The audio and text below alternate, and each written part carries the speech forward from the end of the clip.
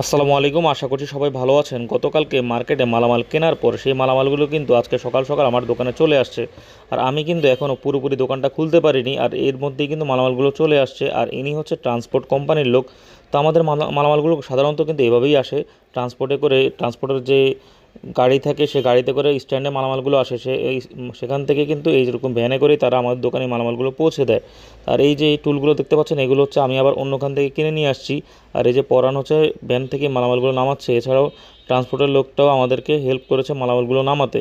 তো এই হচ্ছে আমার আজকে সারাদিনের কাজ। এখন আমি সম্পূর্ণ মালামালগুলো রিসিভ করব। রিসিভ করার পরে আমি দোকানটা খুলবো। দোকানটা খোলার পরেই কিন্তু আমার আবার এই মালামালগুলো একটা একটা করে কার্টন থেকে খুলতে হবে। খুলে সেগুলো দোকানে সাজিয়ে কিন্তু আমার মালামালগুলো আবার নতুন করে গোছাতে হবে। আর এই যে দেখেন, রাখবি কিন্তু গোছানোর কাজে লেগে পড়েছে। সেই হচ্ছে প্লেটের কার্টনটা খুলেছে। তো আপনারা আমার ভিডিও কি কোথা থেকে দেখতেছেন অবশ্যই কমেন্টস করে জানাবেন। আর আমার ভিডিওগুলো কার কাছে কেমন লাগে তাও কমেন্টস করে জানাবেন। তো সবাই আমার জন্য দোয়া করবেন। আল্লাহ যেন আমার ব্যবসা বারাকা দান করে। সবাইকে অসংখ্য ধন্যবাদ। আসসালামু আলাইকুম।